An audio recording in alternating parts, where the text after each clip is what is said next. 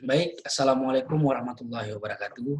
Saya akan mempresentasikan hasil kerja saya, yaitu nama saya Roji Kurniadi Aditya, NIM saya 2005-201-005.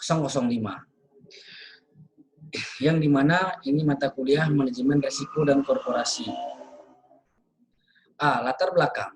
Dalam menjalankan sebuah bisnis, perusahaan pasti akan menemui risiko-risiko dan sudah biasa dipakai dalam percakapan sehari-hari oleh kebanyakan orang.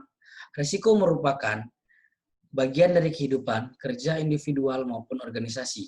Berbagai macam risiko yang terjadi seperti risiko kebakaran, risiko tabrakan kendaraan lain di jalan, risiko terkena banjir di musim hujan, dan sebagainya.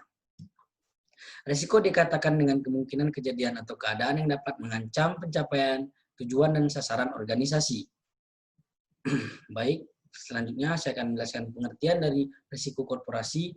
Menurut LAM, manajemen risiko korporasi atau Enterprise Risk Management adalah kerangka kerja yang komprehensif dan integratif untuk mengelola risiko kredit, risiko pasar, risiko operasional, modal ekonomi, dan transfer risiko dalam upaya memaksimalkan nilai perusahaan.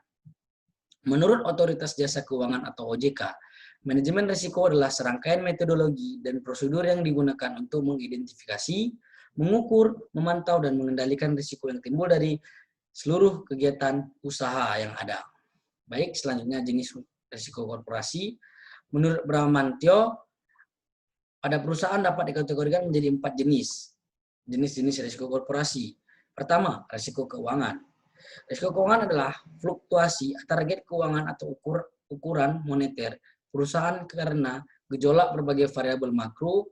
Ukuran keuangan dapat berupa arus kas, laba perusahaan, dan sebagainya. Kedua, risiko operasional ialah potensi penyimpangan dari hasil yang diharapkan karena tidak berfungsinya suatu sistem,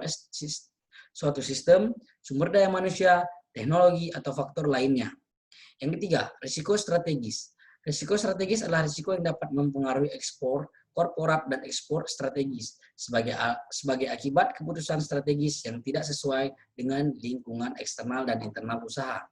Yang keempat, risiko eksternalitas ialah potensi penyimpangan hasil daripada ekspor korporat dan strategis dan bisa berdampak pada potensi penutupan usaha karena pengaruh dari faktor eksternal. Risiko eksternalitas terdiri dari risiko reputasi, risiko lingkungan, risiko sosial, dan risiko hukum. Baik, selanjutnya manfaat manajemen risiko, yaitu ada yang pertama, peningkatan efektivitas organisasi, yang dimana penunjukan seorang Chief Risk Officer atau CRO dan pembentukan fungsi ARM memungkinkannya adanya koordinasi dari atas hingga ke bawah. Berbagai fungsi bekerja secara efisien, di mana suatu tim yang berintegrasi bukan saja dapat menangani berbagai risiko, tetapi juga ketergantungan antar berbagai risiko. Yang kedua, dari manfaat manajemen risiko, pelaporan risiko yang lebih baik. Unit Enterprise Risk dapat menetapkan prioritas, tingkat, dan isi laporan risiko yang harus disampaikan kepada manajemen senior dan redaksi yang berupa perspektif perusahaan atas kerugian agregat. Yang ketiga, dari manfaat manajemen risiko, yaitu perbaikan kinerja bisnis. IRM mendukung pengembalian keputusan penting perusahaan seperti pengalokasian modal, pengembangan dan penetapan harga produk, serta merger dan akuisisi. Yang selanjutnya, adapun proses manajemen risiko. Penetapan konteks manajemen risiko erat kaitannya dengan melakukan penetapan tujuan, strategi, ruang lingkup, dan parameter-parameter lainnya yang berhubungan dengan proses pengelolaan risiko suatu perusahaan. Proses ini menunjukkan kaitan atau hubungan antara permasalahan hal yang akan dikelola risikonya dengan lingkungan perusahaan, baik eksternal maupun internal. Proses kedua adalah penilaian risiko meliputi tahapan identifikasi risiko yang bertujuan untuk mengidentifikasi risiko-risiko apa saja yang dapat mempengaruhi pencapaian sasaran organisasi.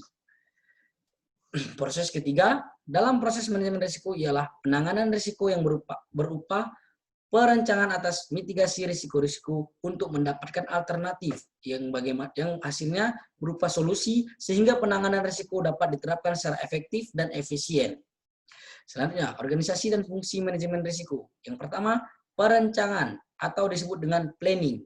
Kita semua tahu, perencanaan dimulai dengan penetapan visi misi, tujuan yang berkaitan dengan manajemen risiko. Kemudian dilanjutkan dengan penetapan target, kebijakan yang prosedur yang berkaitan dengan menjawab dan dengan manajemen risiko. Yang kedua, pelaksanaan atau disebut dengan actuating. Proses identifikasi dan pengukuran risiko atau risk measurable diteruskan dengan manajemen pengelolaan risiko yang merupakan aktivitas operasional utama dari manajemen risiko. Yang ketiga, pengendalian atau disebut dengan controlling. Pengendalian dalam manajemen risiko meliputi evaluasi secara periodik, pelaksanaan manajemen risiko, output pelaporan yang dihasilkan dari risk management dan umpan balik atau disebut dengan feedback. Kita semua mengetahui jika controlling ini dilaksanakan dengan baik, maka manajemen risiko yang terjadi akan berkurang. Selanjutnya, wewenang dan tanggung jawab.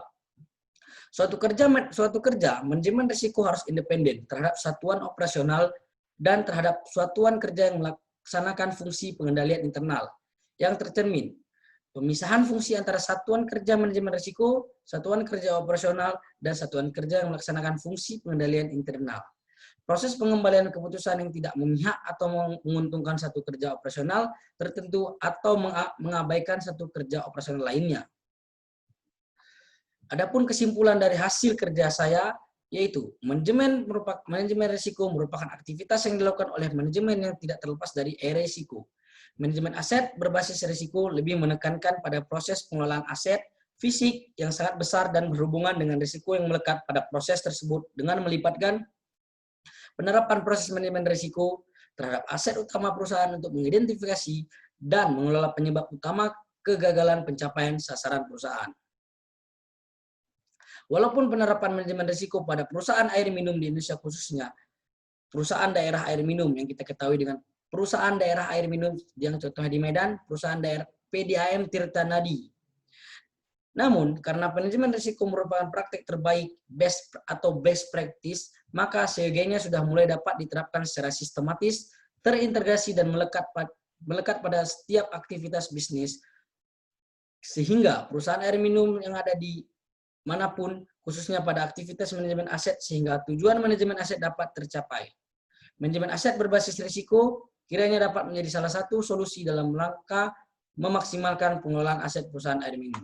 Baik, terima kasih. Mungkin itu saja yang bisa saya sampaikan. Assalamualaikum warahmatullahi wabarakatuh.